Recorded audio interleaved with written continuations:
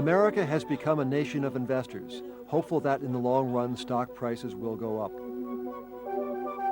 But just over 70 years ago, in another prosperous time, seemingly out of the blue, markets plunged and the course of the nation's history changed forever.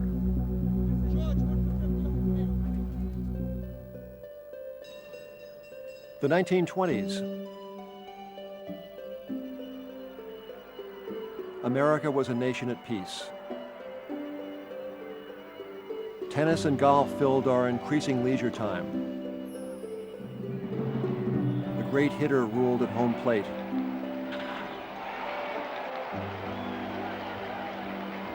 Popular culture embraced new amusements, new heroes.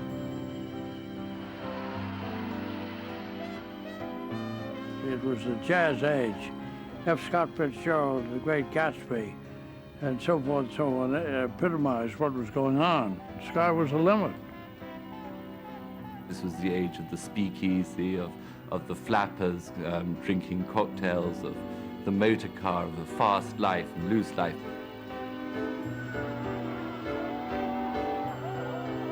Like today's internet, the 20s had a new technology, the radio,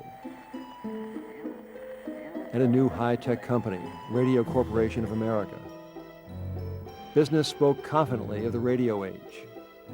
There was a very, very strong feeling in the 1920s that history had turned a corner and would never go back. The boom and bust cycle, the crashes and panics were things of the past.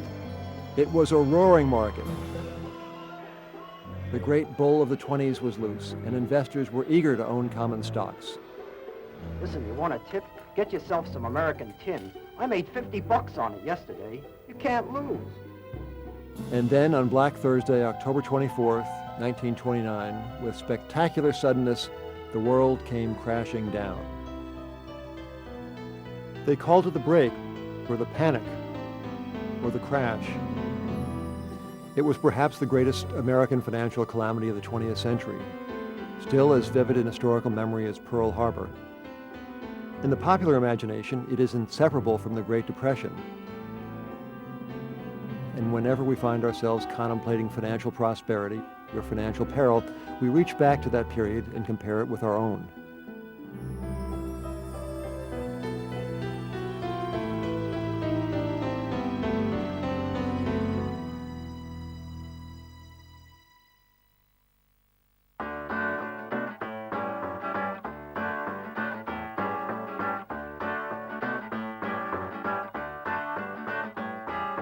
America on the eve of the 20s was still a nation of farms and small towns.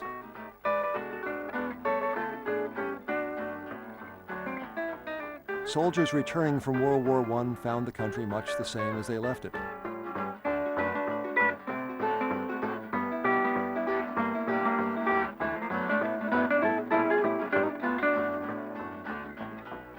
Most Americans lacked bathtubs. Telephones and electric lights were luxuries.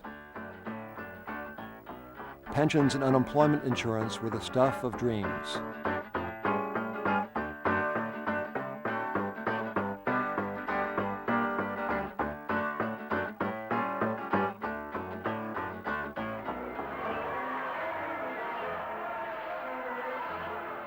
Republican Warren G. Harding, 29th President of the United States, was elected in a 1920 landslide, promising less government in business and more business in government.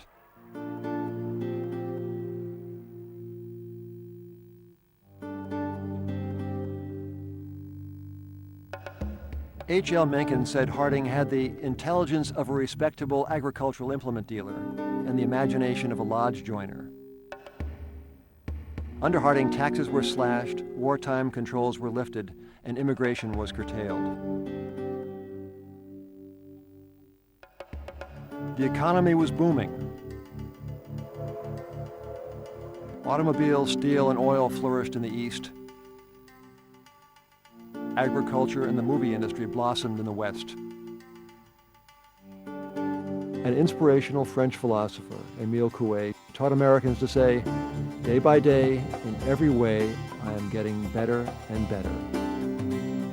And indeed, we were. It was, in America, a great time. Not only was the country growing strongly and a lot of new goods of different types being produced, and the country prosperous and the financial market strong. We had a huge trade surplus at the time. We had a federal budget surplus as well. We were starting to pay down the First World War's debts. With the American financial marketplace expanding along with the economy, all roads led to New York City for any ambitious young broker.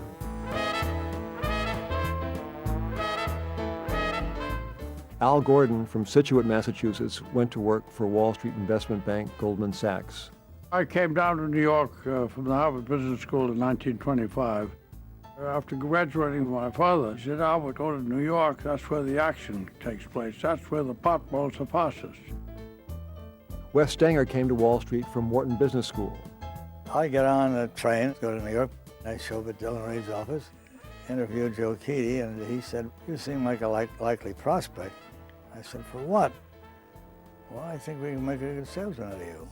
Well, that's flattering. I don't know a damn thing about it, but if you think so, I'll give it a try. Roy Neuberger went to Paris before returning to New York in 1929. On the eve of my 21st birthday, I took the grand tour and spent 3 months in Europe, a good deal of it in Paris. And then I flew from Paris to London.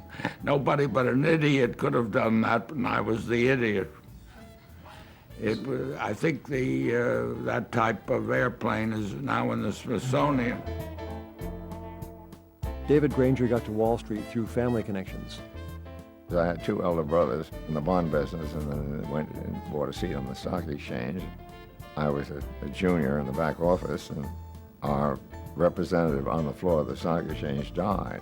I was the youngest and the only one available, and suddenly I found myself on the New York Stock Exchange.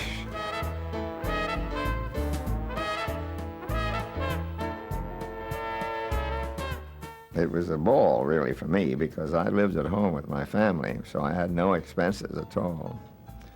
And whatever I made in the firm and could draw out, and whatever I surreptitiously made on the floor for myself, which was about $1,000 a month, which was a fortune then. So I had all this money to go around New York. I never saved a penny. I just spent it.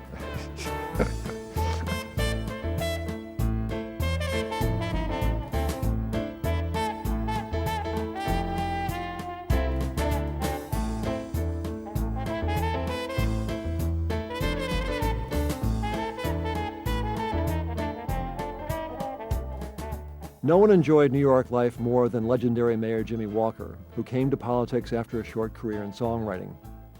Walker was charming and charismatic, and not above accepting large sums of money from the corporations that came seeking contracts to do the people's business. As a state senator, Walker had championed the legalization of prize fighting in Sunday baseball. As mayor, he fought for the nickel subway fare. Chiefly, though, the interests he pursued were his own. Naturally, this master of public relations arranged to have his 1926 inauguration broadcast over the radio. He helped to bury Rudolph Valentino, celebrated with Charles Lindbergh after his transatlantic flight, and carried on a public extramarital affair with actress Betty Compton. Loose living and free spending, Jimmy Walker was a politician made to order for the jazz age.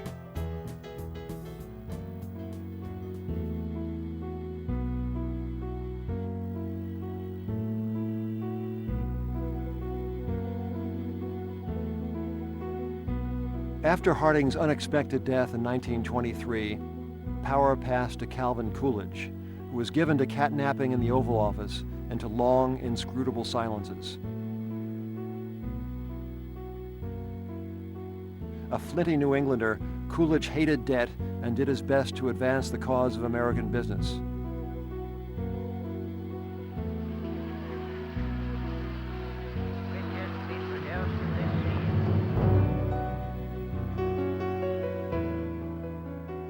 Remember, Europe didn't think this was a great new age. The overriding feature about Europe at this time is that it's trying to recover from the First World War. You didn't have anything like the optimism that America enjoyed in the 1920s in Europe. It was quite the contrary. It was almost total turmoil, intense class warfare, lack of economic growth, disrupted credit conditions. The place was tearing itself apart. This was a uniquely prosperous American period at that time.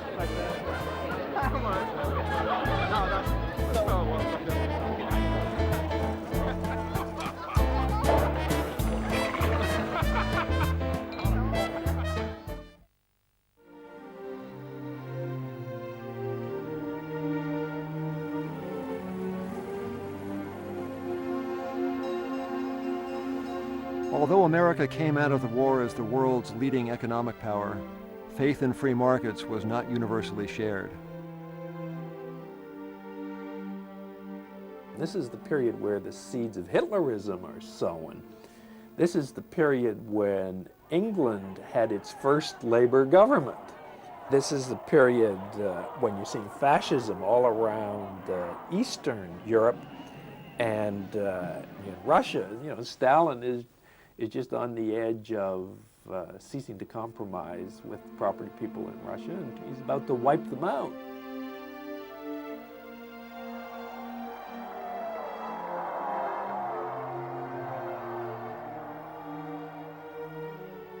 The 1920s began with a Red Scare. Immigrants came under general suspicion. Police and Attorney General Palmer rounded up suspected subversives.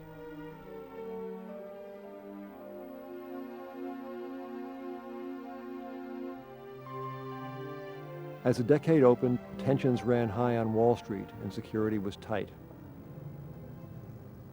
Partners in Wall Street firms at that time had bodyguards. There was a dramatic anarchist movement. There was a worldwide competition between socialism/communism and free enterprise.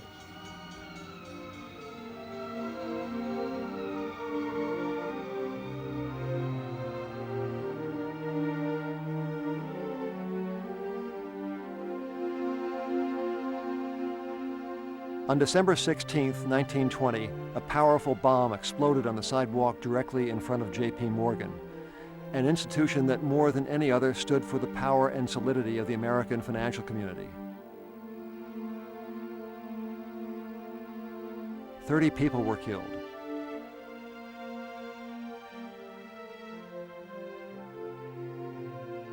The perpetrators were never found.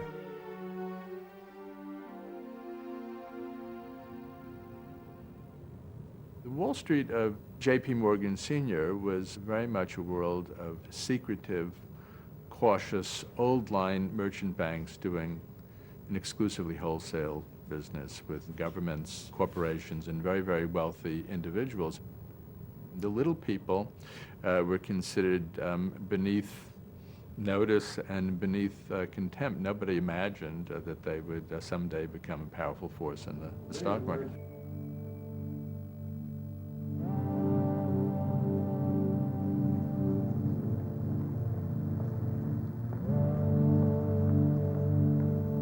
The mainstays of Wall Street, banks like the First National, directed by the indomitable George F. Baker, maintained conservative balance sheets, yet had no fear of taking a businessman's risk. They regarded themselves as powers somewhat greater than the upstart Federal Reserve System.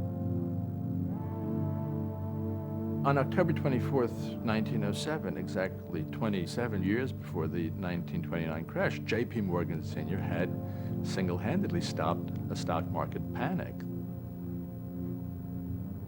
The president of the New York Stock Exchange crossed Broad Street, told Morgan that 50 brokerage houses were in imminent threat of default because of the panic raging among the trust banks in the city, Morgan called together the leading bankers of the day at 2 p.m.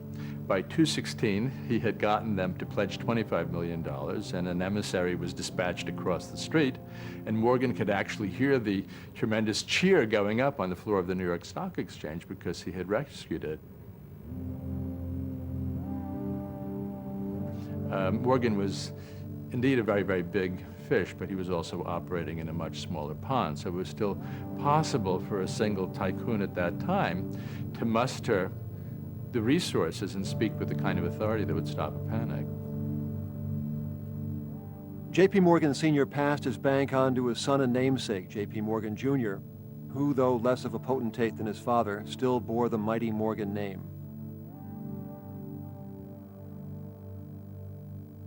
When J.P. Morgan left his office, he had a routine. He left his office every day back on the nose at 4 o'clock. The crowd used to gather around 23 Wall away to see almost Mr. Morgan come out with his hat on, get in his limousine, start to go uptown. And then everybody would disperse to the nearest bar.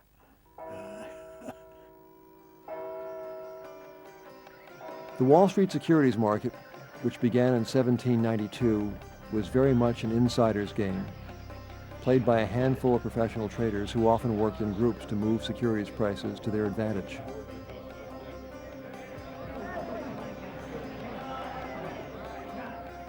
The American stock market, right from the early days of the 1790s, was open to manipulation by what were called stock market operators, little cliques of people operating together. When they operated together, it was known as a pool. Now that continued right on into the 1920s, which was a period when the stock market was unregulated by the federal government.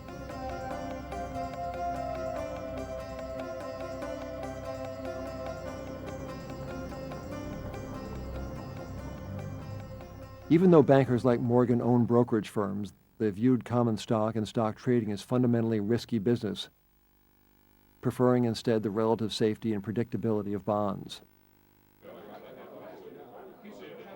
In 1920, consumer finance as we know it today had not yet been invented.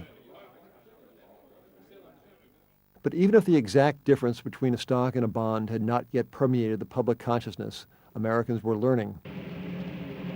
The Liberty Bond drives of World War I represented an important first step in mass financial education.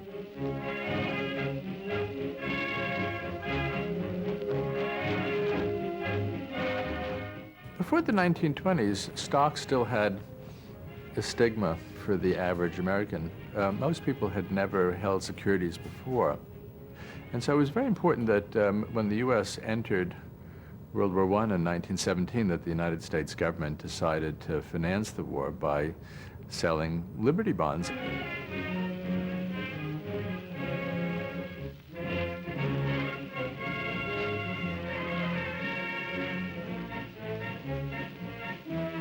For the first time, Americans were encouraged to buy financial instruments. They bought Liberty bonds, billions of dollars worth of them, in support of the nation's war effort.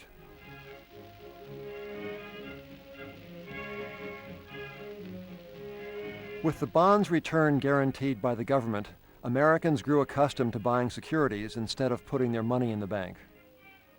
And for many people, this was the first time that they had ever purchased a security, and so it got them into the habit of buying securities. It gave them a confidence that they could do it with some success. Movie stars of the time, Charlie Chaplin, Mary Pickford, Douglas Fairbanks, helped to raise millions for the nation's war effort.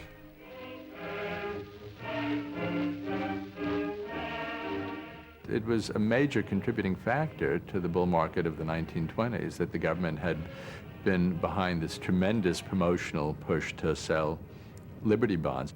It really created an investing public among small investors where none had existed before.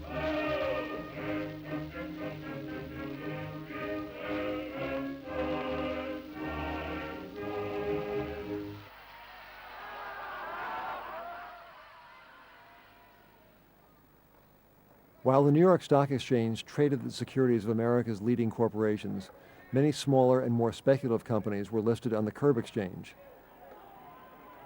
Before moving inside, the Curb did business outdoors, rain or shine on Broad Street. Traders at street level would communicate with colleagues perched at the windows of nearby office buildings, flashing signals and semaphore. That was a tourist attraction.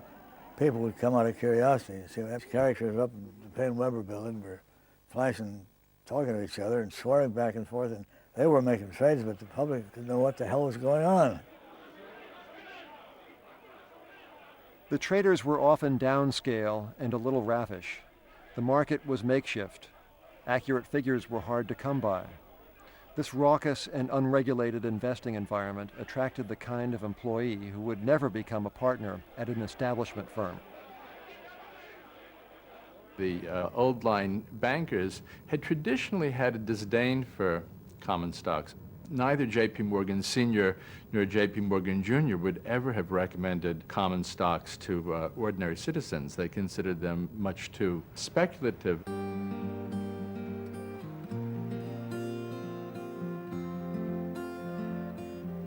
However, as more and more brokers from outside the mainstream began making money, old line bankers quickly suspended their aversion to stocks and got in on the action.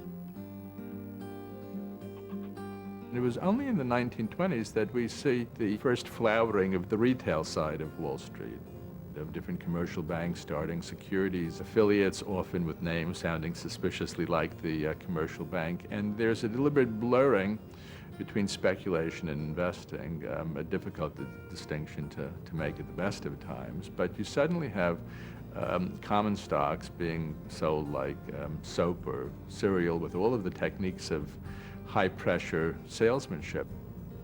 And so that Wall Street, for the first time, begins to cultivate the individual investor. Helped by falling interest rates and a surging economy, the Coolidge market took off in late 1924. The next 5 years would be among the most remarkable in the country's investing history.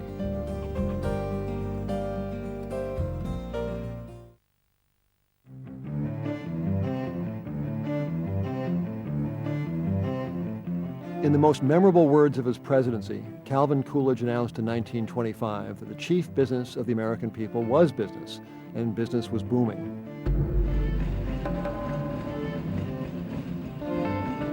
At the start of the decade, the iron and steel industry dominated U.S. manufacturing. U.S. Steel had become the nation's first billion-dollar corporation.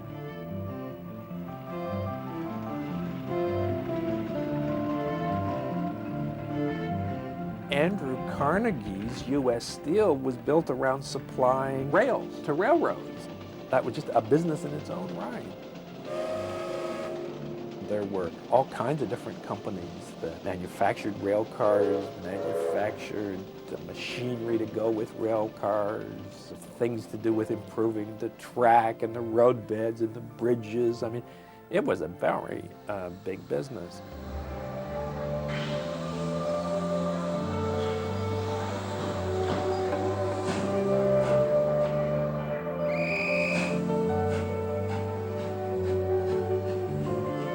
Railroads dominated the American economy in the 1920s, and railroad firms were some of the largest companies in the country. But the torch of leadership had been passed, thanks in large measure to one man. Henry Ford, the son of Irish immigrants, was raised to take over the family farm. With other things on his mind, however, he produced his first operable car in the late 1890s. The Model T, also known as the Tin Lizzie, appeared for the first time in 1908. 30 years later, he had sold 20 million automobiles.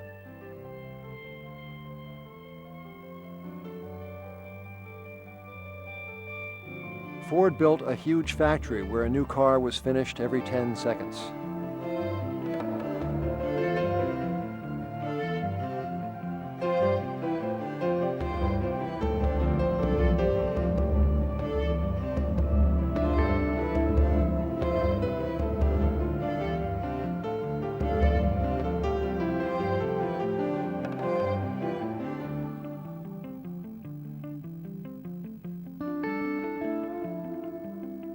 Ford's success inspired countless competitors,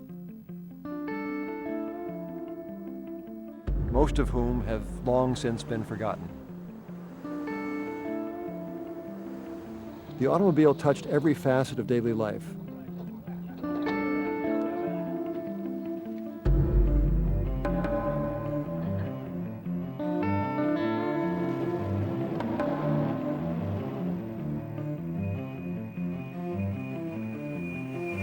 Suburbs sprang to life. Los Angeles was especially prolific of bedroom communities, all made possible by the automobile. Between 1920 and 1930, Beverly Hills grew by almost 2,500%. The 1920s are not so much in California the roaring 20s. They're not the 20s of the parties and the F. Scott Fitzgerald, Dean kind of people waking up in the next morning with confetti all over their clothes and a hangover. The 1920s are much more the triumph of the middle class in this state and the extension of the good life into a broader socioeconomic spectrum than perhaps ever before, really, in the history of the United States.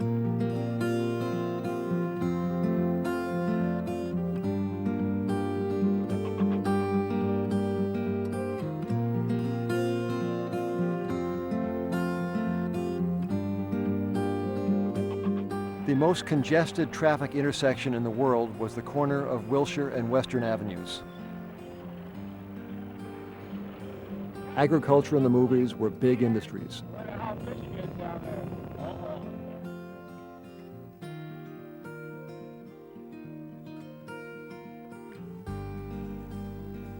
The man behind the California boom was an Italian immigrant, A.P. Giannini, a financial genius who created the Bank of Italy, later to become the Bank of America.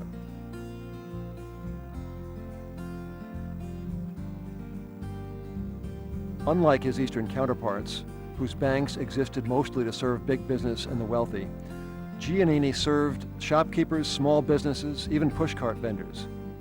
He sought out customers that the Eastern Bank shunned: women, Italians, Jews, and Russians.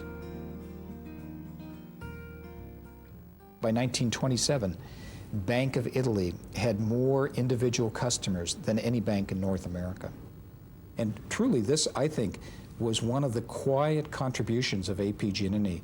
He changed democracy right down at its foundation because he took capital, which prior to that time had been held and controlled by a few, primarily in Wall Street. And he broke that dam open, and he put it down through his branch system and put it in the hands of small business people and working people. They could start businesses, they could expand, they could buy homes.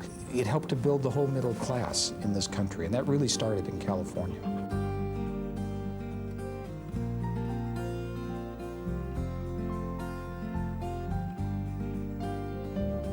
America's growing middle class had much to enjoy, thanks in part to Giannini, who financed California's fledgling movie industry.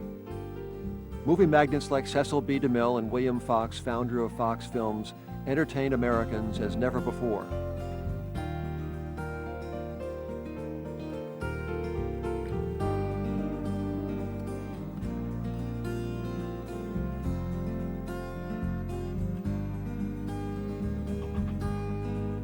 Color came to the movies in the mid-1920s, and sound followed soon after.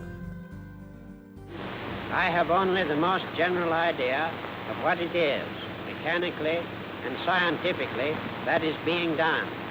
But I am assured that a photo film of this scene is to be produced, combining a record both for the eye and the ear, a record that may be described as a speaking, moving picture.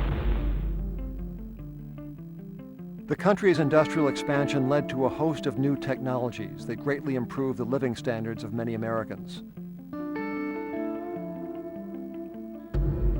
Power plants sprang up, electric lines crossed the country. Light bulbs illuminated American homes. Running water also made it to the home, both inside and out. The decade of the 20s was full of technological innovation, and a flurry of inventions, many of them directed at making women's lives easier, appeared on the market.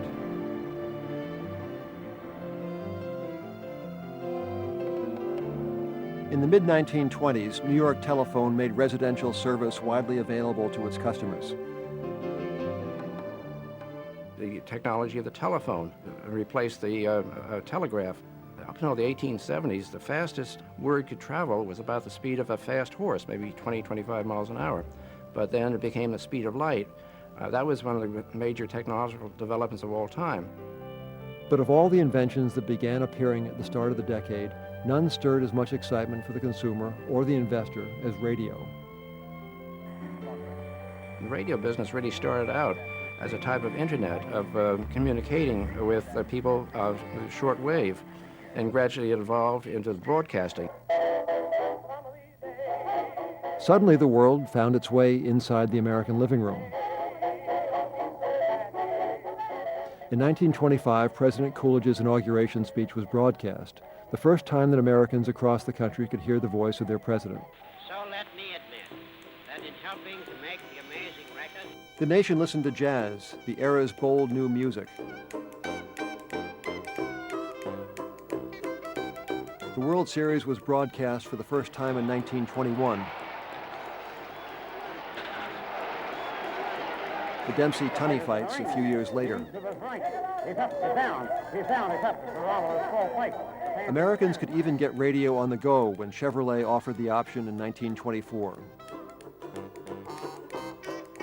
In retrospect, with this long vision looking back, we can see that really the last half of the 20s represented the beginnings of the consumer society which we know today. Starting tomorrow is a feature of National Drive a Chevrolet Month. One of those big, fine-looking Chevrolet fixes will be given away every day, absolutely free. Along with magazines and newspapers, radio became an important outlet for selling American consumers this bounteous array of cars, homes, washing machines, and iceboxes, leading to the rise of mass market advertising. Jell-O is first in favor because it's first in flavor. Just your loyalty to Maxwell House Coffee. Use Pepsidensis face king-size wing cigarettes are 20% longer. But the greatest innovation of all was installment credit.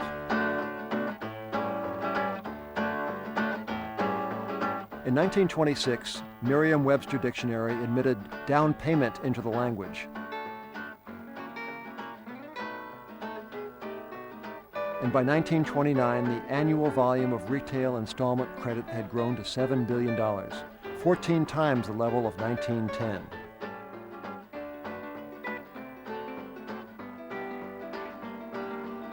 There was easy credit on Wall Street, too.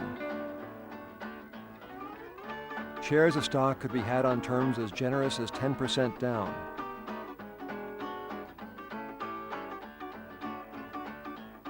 With the market enjoying a steady rise, the American investor believed it was safe to buy stocks today on the promise of profits tomorrow. The American economy never had it so good.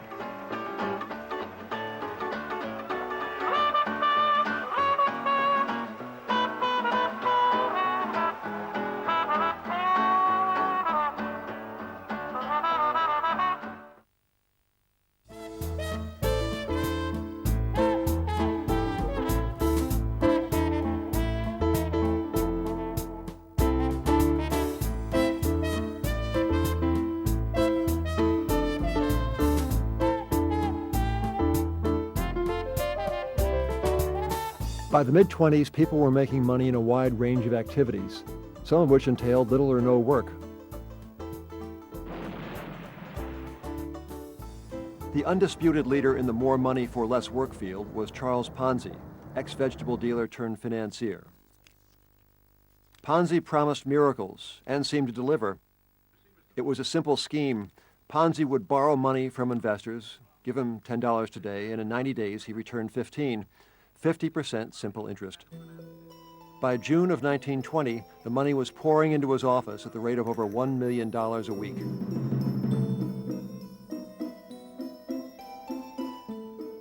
Ponzi even set up shop on stage in a Boston theater to show potential investors how easy and open it all was.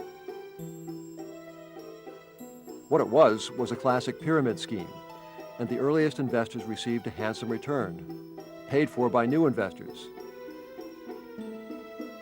And before a reporter uncovered the scheme, 40,000 people had been cheated.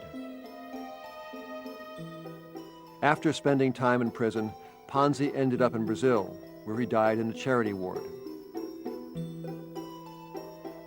A financial adventure of a different kind was the great Florida real estate boom that swept the country in the mid-1920s. Buyers stood in line to put down 10% cash on small parcels of sand or swamp. Speculation was quick and easy, as Frederick Lewis Allen observed. No long delays while titles were being investigated and deeds recorded. Such tiresome formalities were postponed. After all, they said, the value of the property could only go up. But it could and did go down. Nature doubled the speculator's misery when a hurricane wrecked the Miami Gold Coast in 1926.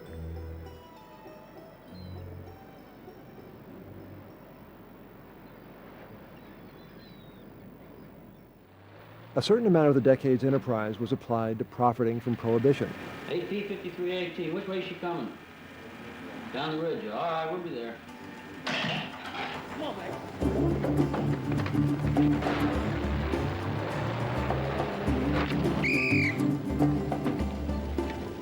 Hold still there. Huh? Who are you driving for? I don't know. You can tell that to the judge.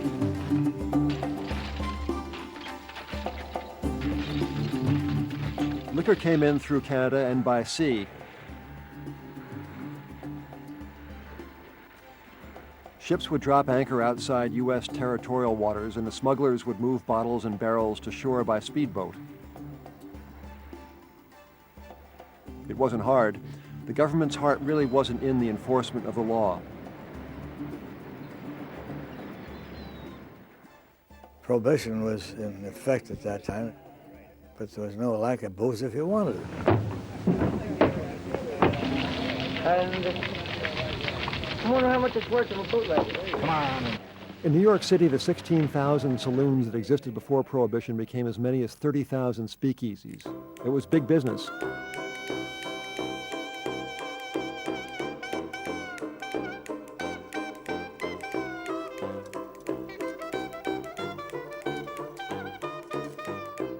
The speakeasies were all around, and speakeasies, some of them were absolutely marvelous. 21 was a speakeasy, you know, and then there was the Cotton Club for other purposes uptown.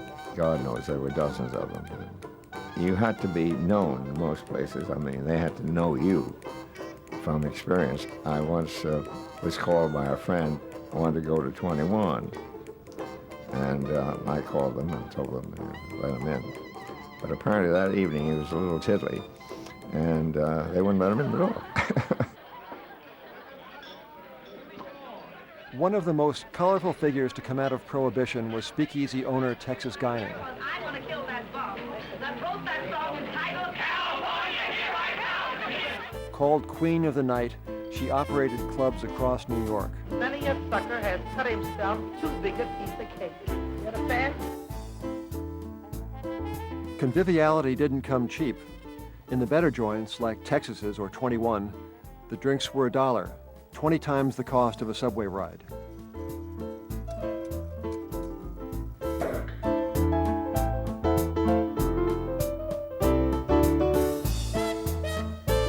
She would be sure to announce to her glamorous patrons, "You may be all the world to your mother, but you're just a cover charge to me."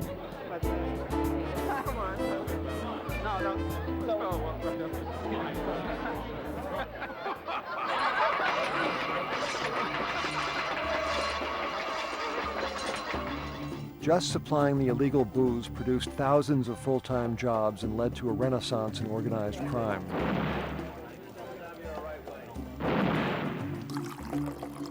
The prices for alcohol were so inflated that they produced mob millionaires. In 1927 alone, mob boss Al Capone supposedly took in $60 million from liquor sales. Federal agents claimed that the consolidated Capone enterprise boasted an annual top line of more than $100 million.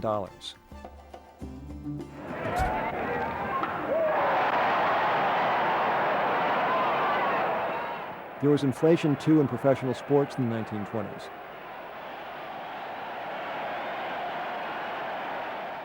The pattern was set at the beginning of the decade when, in 1920, Babe Ruth was sold to the New York Yankees for the then record-setting sum of $125,000.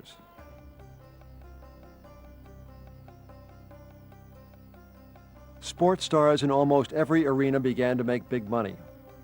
When Jack Dempsey and Gene Tunney fought in 1927, they earned $450,000 and $990,000 respectively.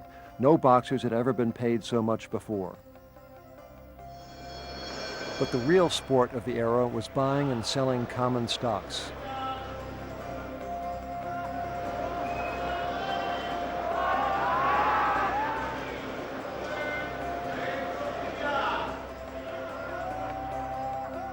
The bull market of the 1920s, as any bull market, it was very, very psychological. The public was following it avidly. It was up there along with Babe Ruth hitting 60 home runs.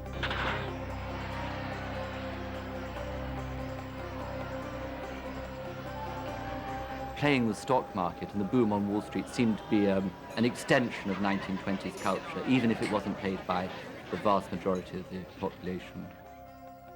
In 1920s is really perhaps the first feminist decade in which women are playing a more active economic role, and this is reflected in the stock market.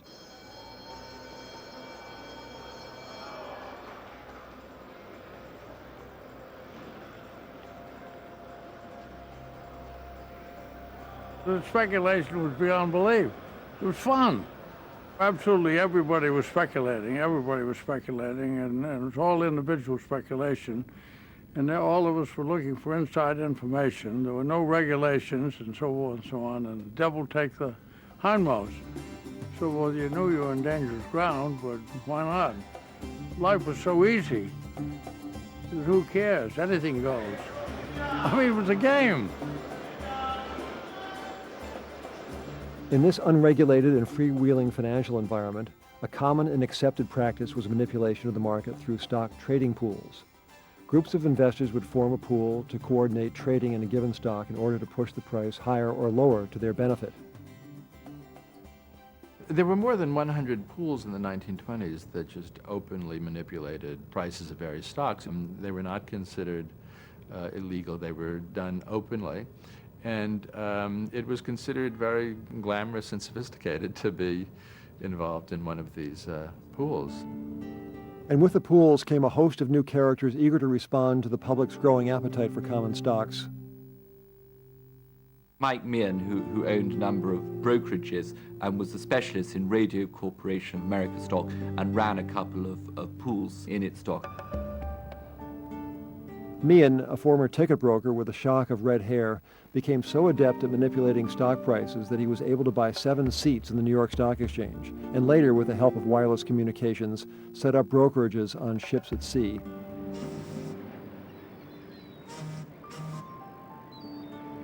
Pools were, of course, the province of the rich.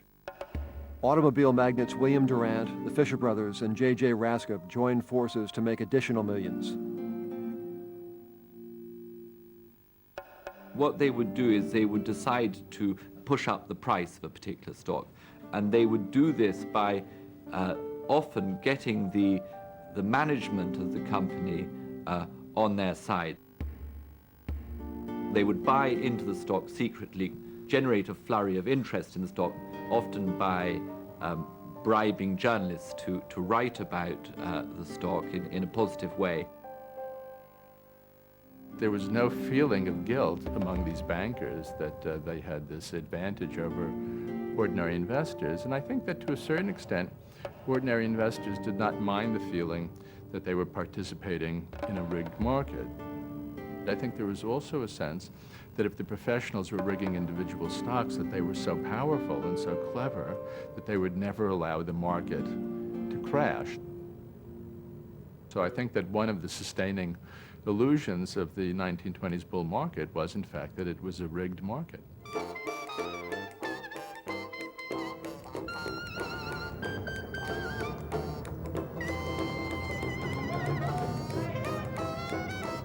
Pool operators were lionized by the investing public. As the 20s bull market roared on, investors and tourists would gather at the corner of Broad and Wall to catch a glimpse of market leaders like Meehan, heroes of the new prosperity. The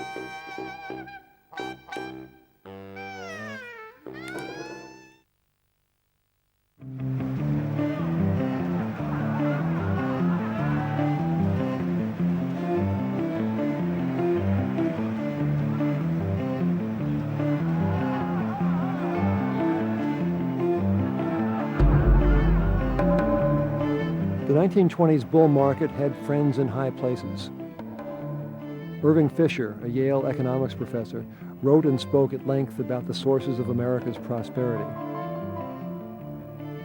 He cited gains in productivity, increased investment in research and development, the compliant attitude of labor. He even saw benefits from prohibition. A dry nation would make workers more efficient. As a result, Fisher would claim in the fall of 1929, quote, "Stock prices have reached what looks like a permanent high plateau." Herbert Hoover said in his 1929 inauguration that we have reached a higher degree of comfort and security than ever existed before in the history of the world. People began to sense the divine in the American economy. A best-selling nonfiction book of the time was called The Man Nobody Knows, about Jesus, which said, among other things, that Jesus was the world's greatest businessman.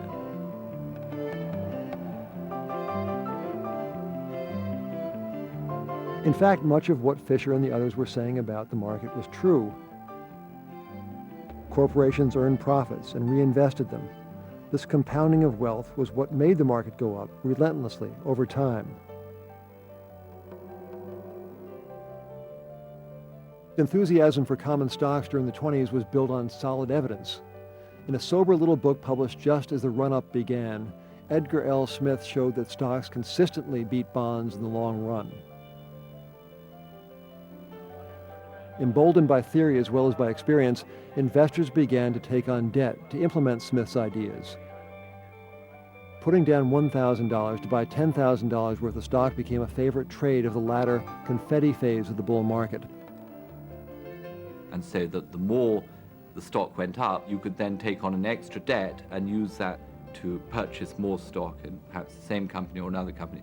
And as you can see, therefore, that the more the market rises, the more debt you can build into the system. Steadily rising stock prices drew more and more investors into the market, who in turn took on more debt. Bankers were now lending more money for stock market and real estate investments than for commercial ventures, a repudiation of their once conservative philosophy. Augmenting their main businesses, corporations raised funds in the stock market and then lent that money to speculators. Borrowed money was finding its way into every part of the economy.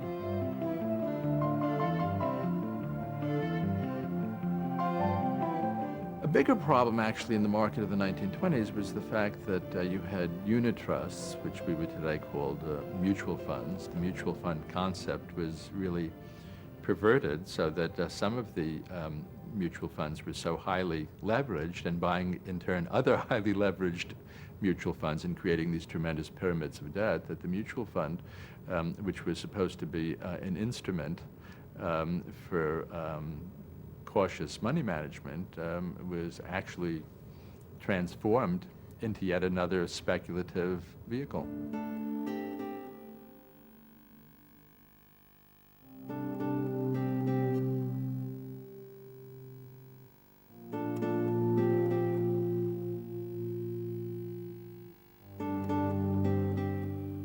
Goldman Sachs Trading Corporation, an investment trust created in 1929, bought stocks on a shoestring. It put down as little as 2 cents on every dollar's worth of stock it purchased.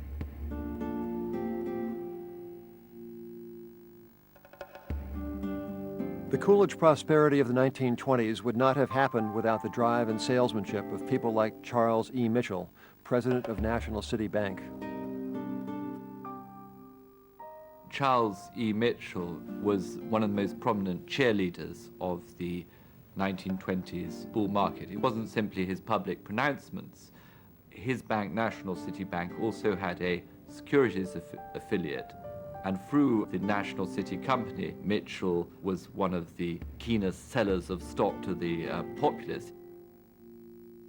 Mitchell, a former electrical goods salesman, brought a retail sensibility to selling shares of stock, and sales staff were trained to be aggressive in making the sale.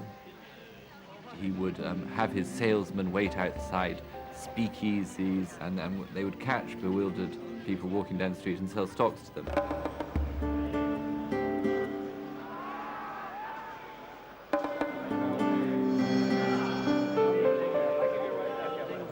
The stock market attracted numerous celebrities. Groucho Marx, who borrowed over $250,000 to buy stock, wrote in his memoirs that, quote, "You could close your eyes, stick your finger any place in the big board, and the stock you bought would start rising."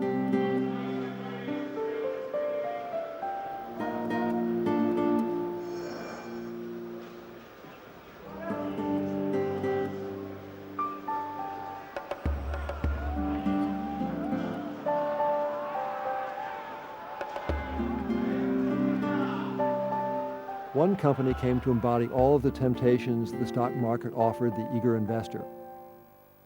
I noticed that the most active stock every day was RCA.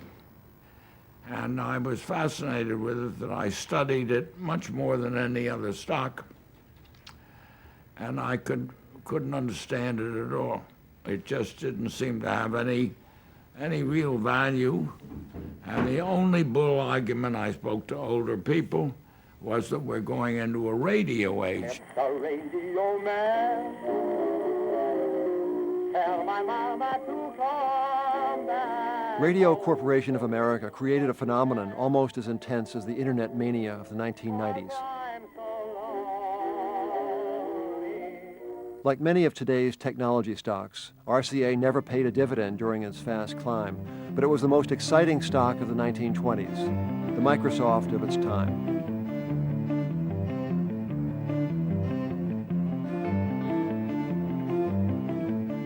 RCA was sort of conglomerate, and not only was it broadcasting, they produced radios and sold them and other electronics goods. They were a combination of America Online, Dell, and perhaps part Microsoft too, as a cutting-edge technology of the time.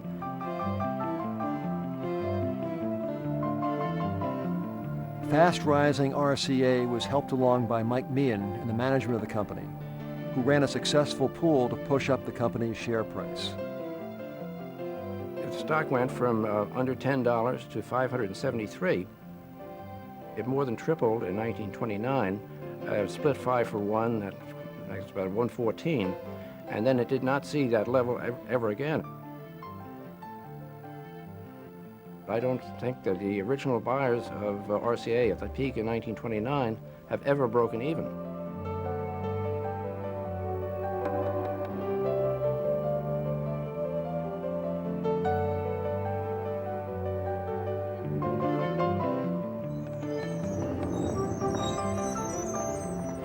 Big moves in the market were often front-page news. On March 12th, radio gained 18 points. And the following day, it opened 22 points above the previous close. And the next day, it lost 20 points. Economists had warned of the dangerous levels of debt being used to finance this speculation. And the limited power of the Federal Reserve was used to try to slow the market's rise by raising the cost of money. But any declines were momentary, and on any down day, a new advocate of permanent prosperity would come forward to reassure the investing public. However, strains were beginning to show throughout the economy in the late 1920s. The farm economy continued in a deep slump. Small banks failed steadily at a rate of nearly 2 per day.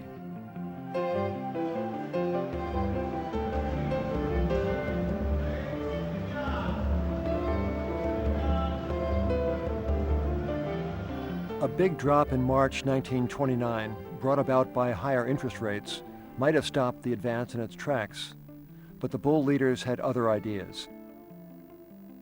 Charles Mitchell, wanting to protect the stock market, announced that his bank, National City, was prepared to lend up to $25 million in the New York money market, against the objections of the Federal Reserve. But the stock market was all for it, and it was off to the races again.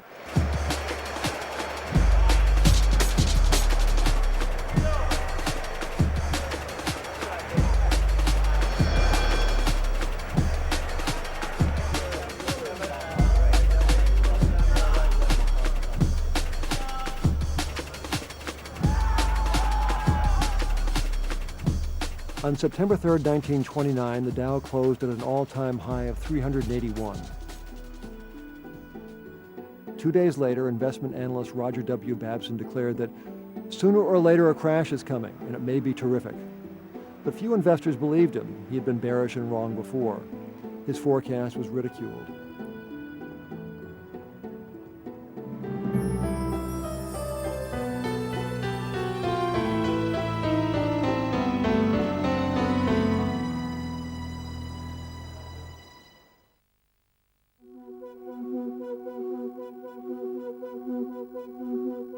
After hitting its all-time high in 1929, the stock market traded down into the fall.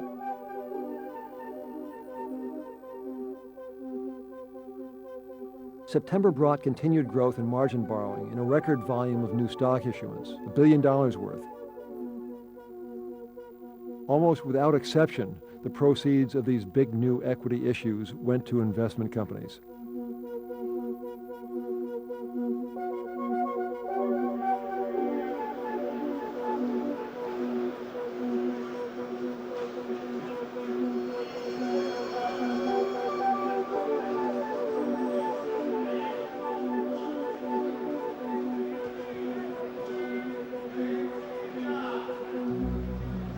"5 days before Black Thursday, 1929, President Hoover, who was getting a little bit skittish about the volatility on Wall Street, sent a messenger to Thomas W. Lamont, the senior partner of the House of Morgan, asking whether there was any cause for concern. And Lamont wrote him a long memo of reassurance that concluded with the memorable line, "The future appears brilliant."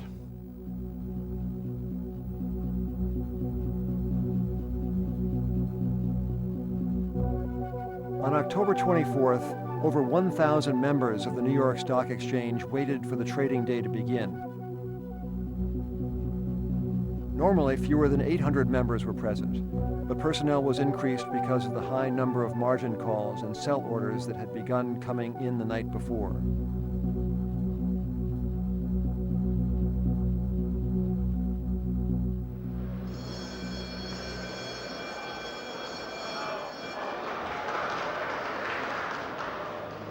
Opening prices had not changed much from Wednesday's close, but as the morning continued, things started to go very wrong.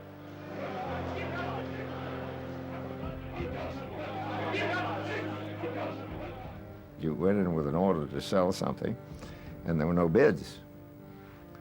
And sometimes you'd sell a stock down 4 or 5 points just to get rid of it. The market's swift decline triggered margin calls demanding payment from investors who had borrowed money to buy stocks. At that time, most of the people were on margin and speculating, so that some of the stocks had to be sold at whatever price you could get. Selling stock to pay off margin loans pushed prices even lower, causing a spiral of more selling and lower prices. As word of the market's fall spread, police riot squads were called in to control the crowd, which had assembled on Broad and Wall Streets across from the exchange.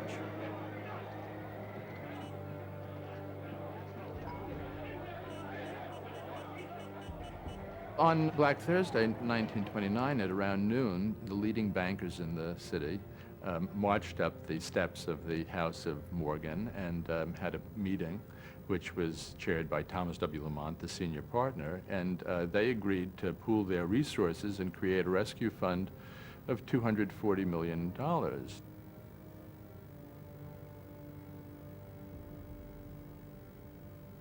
Now, this sounds like an impressive amount in the 1920s, except that margin debt was already $8.5 billion, and so that the stock market had become so much larger than it had ever been, that the resources that were marshaled even by the largest bankers in the city were really a pittance compared to the scale of the market.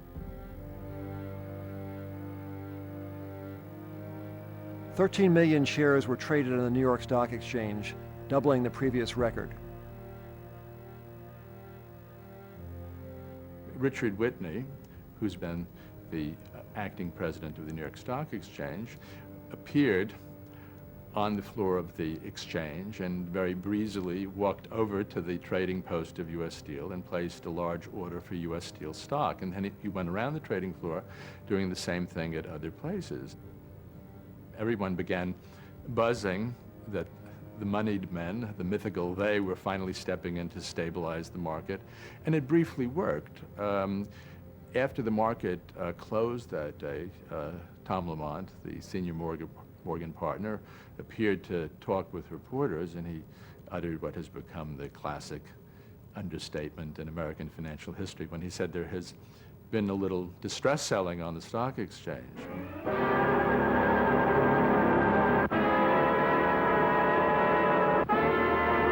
Panic gave way to despair. Wall Street was easy street for everybody. Brother, you can't lose. We were unprepared for reality. That evening downtown, speakeasies were packed. Share prices remained stable on Friday. President Hoover tried to reassure the nation that the fundamental economic condition of the country was sound. All weekend long, brokers worked to catch up.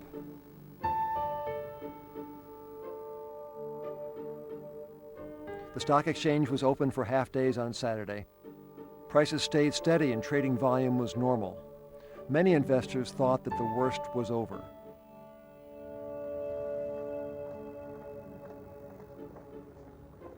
The 1929 stock market crash was somewhat atypical in that it was a two-part affair that was separated by a weekend. And during that weekend, President Hoover and other luminaries made what they hoped would be comforting remarks about the state of the economy and the stock exchange. Unfortunately, those people who stopped to consider Black Thursday over the weekend must have decided that, if anything, the trouble had been understated, so that on Tragic Tuesday they rushed to sell even more shares than they had the previous Thursday.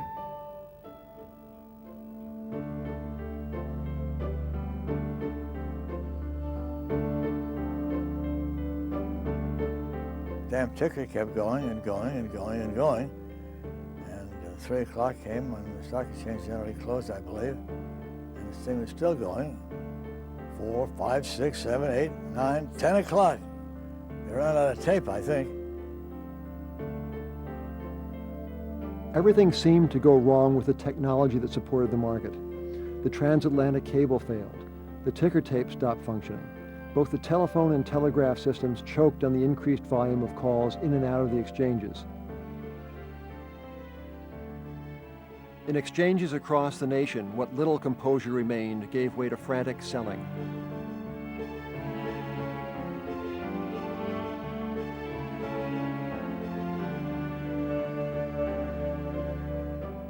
Hardly anybody could realize that there was that much trading. And there was no bid offered at $1. That's an exaggeration. But I mean, that's the extent to which stocks dropped. It was the wildest day in the annals of American markets. Trading records were shattered that Tuesday on both the New York Stock Exchange and the Curb Exchange. It was at about this time that a toast was raised at a Fifth Avenue mansion. To my former fellow millionaires.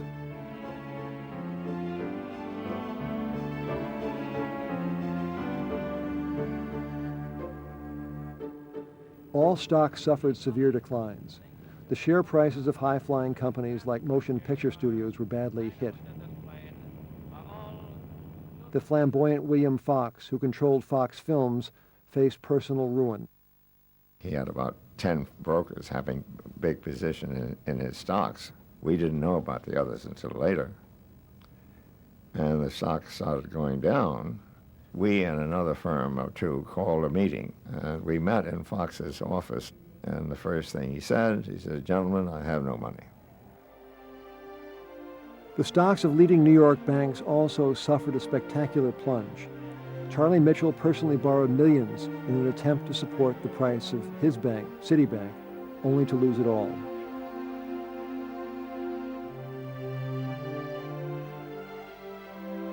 The leaders of the exchange and the banking establishment continued to meet, but there was little they could do.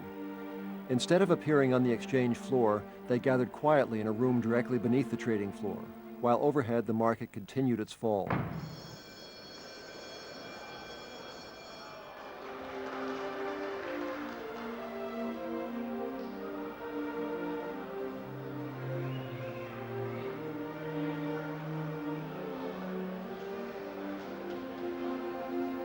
The drop in prices continued through the middle of November.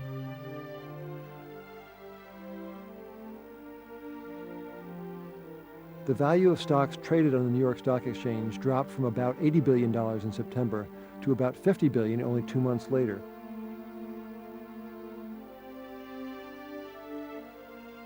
The bull market faithful searched anxiously for answers. There has been a frenzied feeling, a panic selling, such as the country has never seen. It is one of the greatest tragedies in the history of this country. It was not that the stock market was very much too high, but that people tried to do business on a shoestring. They went into debt. And the real lesson of this market is, if you buy stocks, buy them with your own money and not with borrowed money any more than can be helped. I am absolutely confident that stocks purchased during this panic, and we've had a panic, make no mistake about that, will also yield very generous profits. Now is the time to buy. I hope you have plenty of the wherewithal to wade in and buy. Turning to celebrities like Yankee great Lou Gehrig, Wall Street once again tried to draw the American public back into the market, as it had in the past. Lou, how do you like the brokerage business? Very fond of it, Waller. Well, I'm glad to hear that you like it, Lou. No doubt you'll be hitting triples and homers in this business just as you do in baseball. Nothing like trying.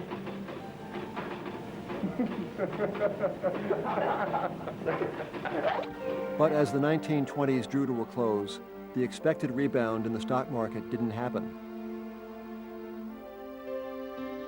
After a brief rally in early 1930, prices resumed their steady slide, and boom-time optimism gave way to a growing sense of dread.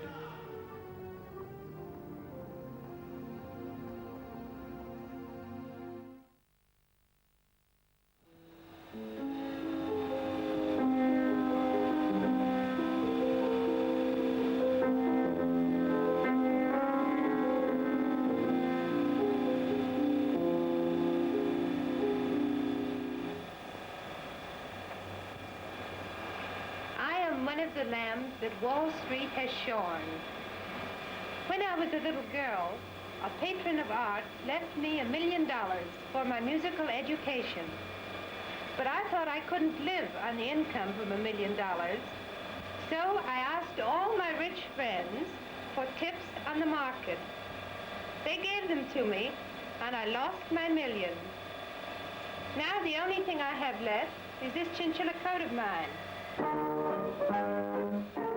The 1929 crash was a very democratic crash. The rich were dragged down along with the poor. The smart money was dragged down along with the dumb money. It was democratic enough that Morgans and Vanderbilts and Rockefellers were all engulfed in this same maelstrom that nobody was really spared.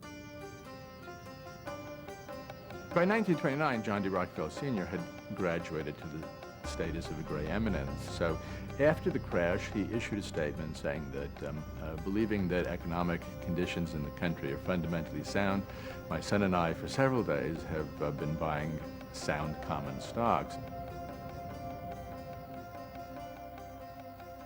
course, the reporters could not resist running off with this particular statement to Eddie Cantor, who'd been badly burned in the crash. And when told that Rockefeller had been buying stocks for several days, Eddie Cantor retorted, "Sure, who else has any money left?" Well, you see, my aunt lived a little bit away from where we used to live.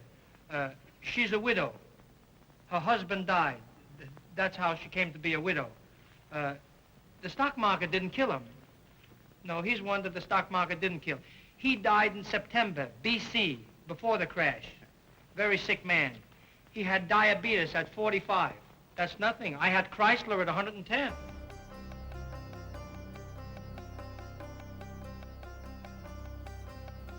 The crash stopped on November 14th, exactly 3 weeks after Black Thursday. Over the next trading days, the Dow clawed back 25% of its value. As if by reflex, stock market operators and businessmen resumed their old ways, engineering corporate acquisitions and organizing new speculative pools. But the world had changed.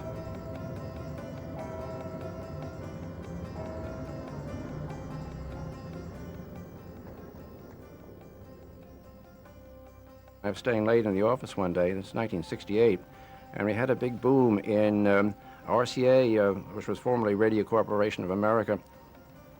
Elderly man came in and wanted to sell 100 shares of Radio Corporation of America. I opened the account and asked him why he was selling it. He said, well, he bought it in 1928 and he was just breaking even. But he was a lucky one. At least he got something. Most people got nothing for their shares.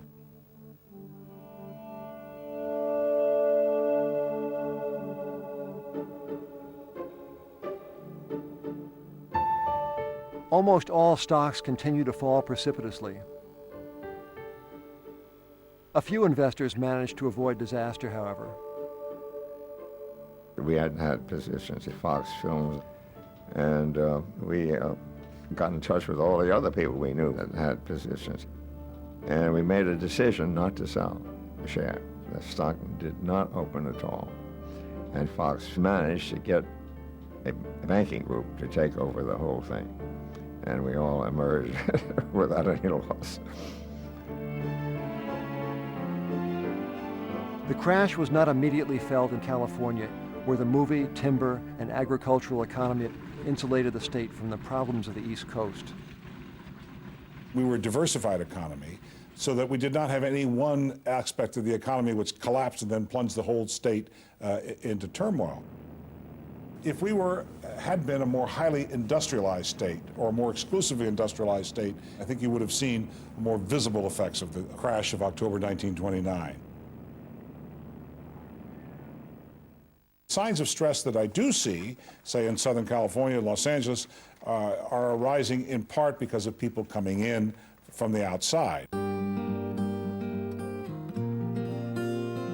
More than 1 million immigrants arrived in California during the 1920s, and many of them went on to become loyal customers of A.P. Giannini's Bank of America. A.P. Giannini's leadership and his bank's growing branch system helped blunt the impact of the crash and the depression that beset Eastern banks. By the 1940s, Bank of America would become the world's largest bank, while J.P. Morgan and National City would suffer through years of slow growth and marginal profits as a result of their 1920s speculation.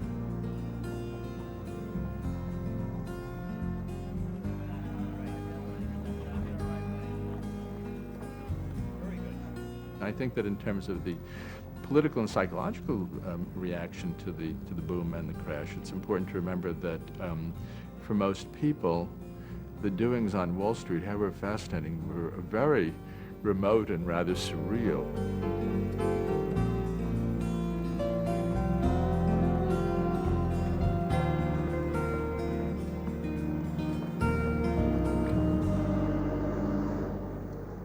For the man who made his living on Wall Street, however, the crash was anything but surreal.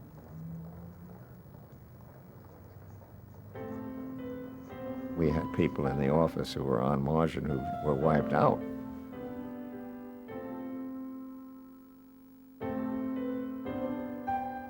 And in the aftermath of the crash for the next few months, very late hours, mopping up accounts and so forth. So we'd walk in the middle of the street because we'd say we don't want to be hit by somebody jumping out the window.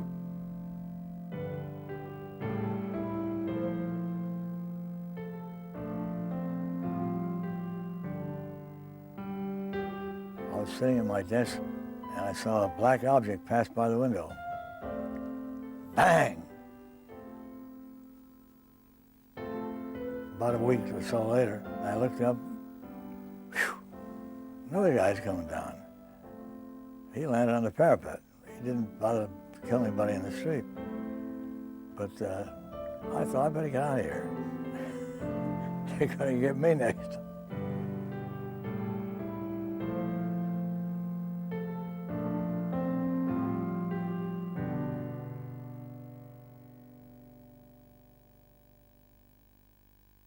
If you were a professional and you'd been successful from 1920 to 29 and you lost your money, you knew you had to go to work and get the money back someday.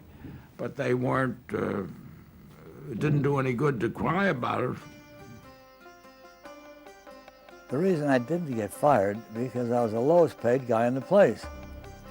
I was paid $150 a month for 3 months. And at that time, it was full commission. The only thing I got paid on was the business I produced. And I was shot with luck, really. I did manage to make a few sales that called the attention all the way up the line and Dillon Reed that, oh, there's somebody down there that can do a little business. Guess we better keep him. It really, to a degree, took my directions from my father. He said, value your independence and don't borrow money. If you don't borrow money, you never can get into financial difficulties. And so fortunately for me, I followed whatever my father told me to do. And so I came through 1929, 32 in relatively good shape.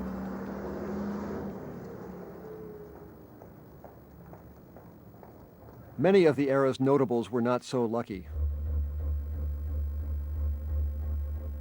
Charles Mitchell was forced to resign from National City Bank, whose share price fell to a tiny fraction of its 1929 peak. Mike Meehan's seats on the exchange were sold and his seagoing brokerage operation closed down. And in 1936, Meehan entered a mental hospital.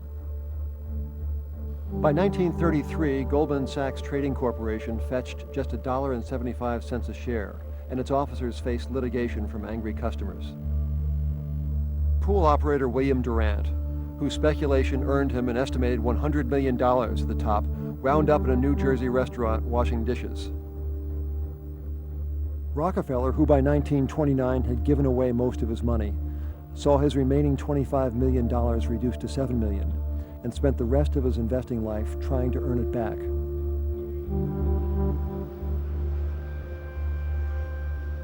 It would take the Dow 25 years to return to its pre-crash high.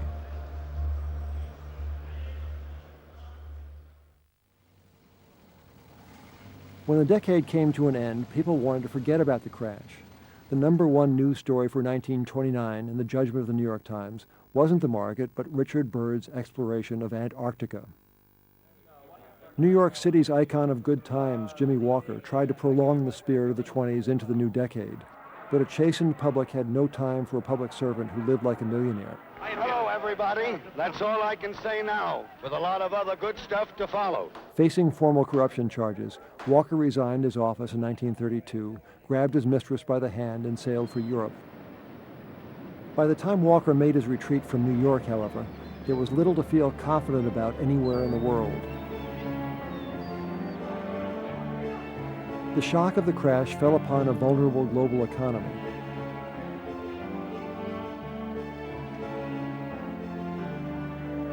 Consumers stopped spending and investing. Banks stopped lending to businesses. Slumping industrial production threw people out of work, and protectionist policies crippled trade. political and social chaos spread as the worldwide economic contraction spiraled into the Great Depression.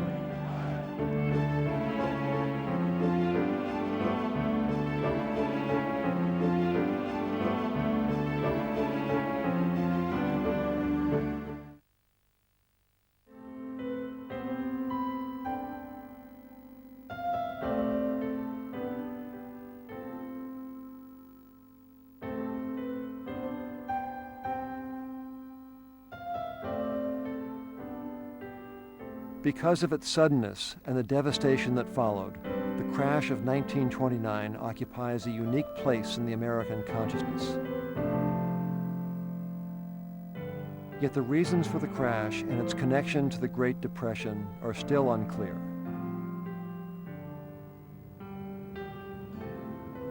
I think that we'll never actually know exactly why the market crashed at that particular moment.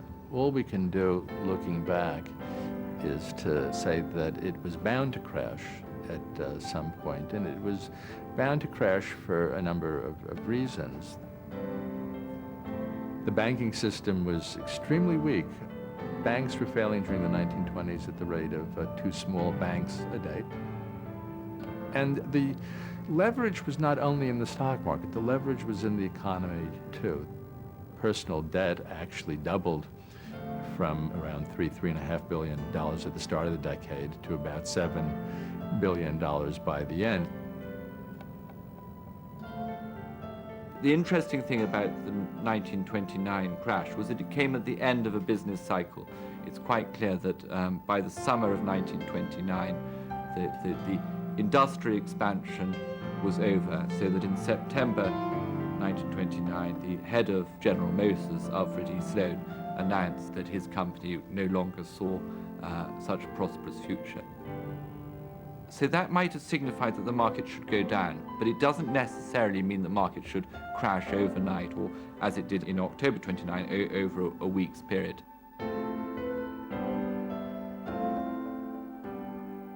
I think the key ingredient to the 1929 crash was the widespread use of margin loans. And what happened really was that as stocks declined, the margin loans were recalled by the brokers, causing people to sell.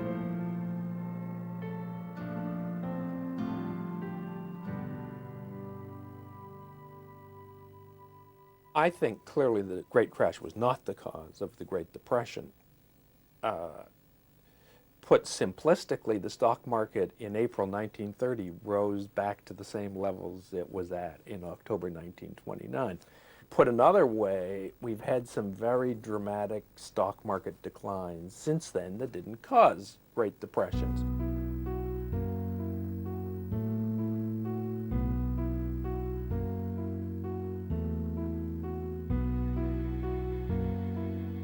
But perhaps there are a number of reasons for thinking the crash might have played a greater role. For instance, the banking crisis of the early 30s was triggered off initially, at least, by banks such as the Bank of the United States, which had its own securities affiliate that had overlent against the collateral in stocks. I think the aftermath, the depression that followed 1929, was mostly due to international factors. Many of the countries in Europe were bankrupt, and that had an unprecedented effect on commodities prices around the world. Anything that was a basic commodity dropped to precipitously low prices. Railroads, utilities, steel, autos, pulp and paper, very commodity-oriented businesses. So when commodities prices dropped so severely then, that was crippling for almost all Americans.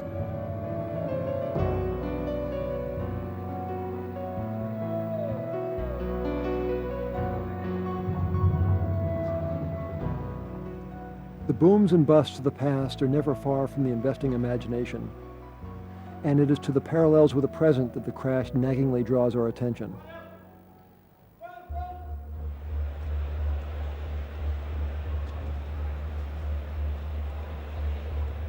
I think an important part of the bull market in the 1920s is the role of what we would today call high tech. That is, that there were new products and new innovations that led to new companies and whole new industries. There does seem to be a strong parallel between the excitement generated by the radio in the 1920s and the excitement generated by the internet today. And this stimulates the speculator to bid up the price of the stock to a higher and higher level, regardless of probably of sound business analysis. And I think that the reason that new industries do this is that they have no track record of earnings to refute the wildest predictions of the blue sky pundits, so that you could assign almost any kind of valuation to a new technology, which is one reason why they tend to set the tone and lend a certain euphoria to markets, and also why that kind of stock market leadership can be very dangerous, because it's much more difficult to evaluate.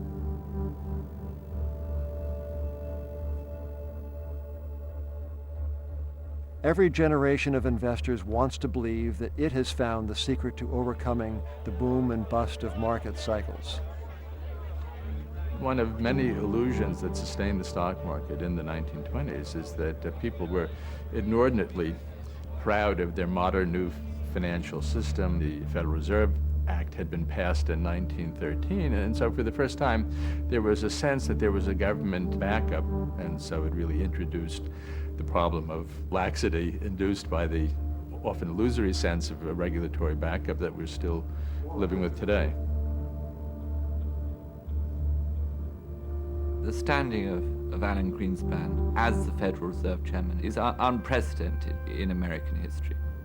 The belief in Alan Greenspan is so great that one of the Republican presidential contenders suggested recently that if Alan Greenspan were to die in office, God forbid, he would have him propped up at his desk so that he could continue at his job. So there you are, the Federal Reserve Chairman, not a man who is actually doing a job, but a man who must be worshipped in his position in order for the market to continue rising.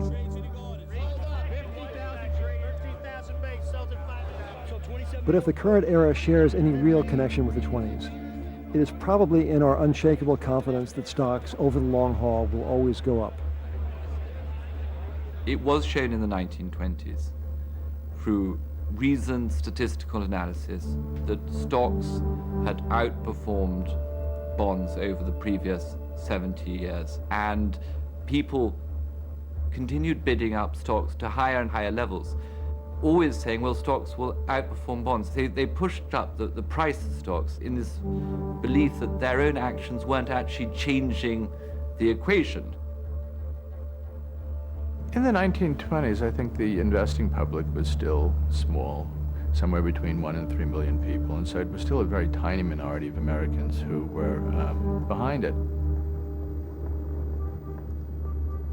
Today, we have a much, much larger an institutionalized presence of people in the stock market by different measures, as many as 80 to 100 million people. If you look at the newspaper articles in the weeks leading up to the 1929 crash, the newspapers say as the market started to gyrate, there can't be a crash because there's so many people who are waiting for a market dip as a buying opportunity. And I think that sometimes we hear echoes of that now by people who say that there is just so much liquidity as a result of all of these tens of millions of people saving for retirement that the market is now at some permanently high plateau. To echo Irving Fisher. This country is fundamentally sound, and the technical situation in the stock market is not going to prevent progressive improvement in our wonderful prosperity. Of course, markets will always defy prediction, and even those who have witnessed both periods are divided over the similarities between yesterday and today. The circumstances are so different that you can't compare them, really, in the sense that we had no SEC, we had no rules except the floor rules, and they were not as strict as they are today. Today is very much like the 1929, 28 days of all these funds. being offered, all kinds of crazy names, that went up very sharply and disappeared.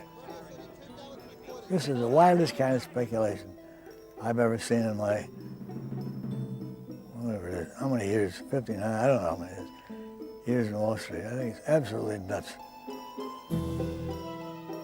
Bubbles only exist when bubbles burst. A bubble is a historical description, and it's only after the market has collapsed that you can say this was a great speculative bubble. Even though a state of perfection on Monday is no guarantee against disaster on Tuesday, human nature is fundamentally optimistic. Wes Stanger, Al Gordon, Roy Neuberger, and David Granger all went on to successful careers on Wall Street. In the depths of the Depression, the ever-confident A.P. Giannini financed the Golden Gate Bridge. And John D. Rockefeller, the butt of Eddie Cantor's jokes, was exactly right when in 1932, after losing 75% of his wealth, he called the bottom of the market. Perhaps the final meaning of the crash is that finance is not so much about money or profits as about human fallibility. We learn and we forget. We become wildly optimistic and inconsolably blue. Unwittingly, we recreate the errors of our grandfathers. Scholars will forever debate the causes of the crash. They will never stop looking for the connection, if any, between the financial panic and the ensuing depression. But whatever the technical cause or causes prove to be, one fundamental fact is clear. People miscalculate, alone and en masse. And for as long as they continue to miscalculate, markets will be fraught with risk as well as reward, as they were in the fall of 1929.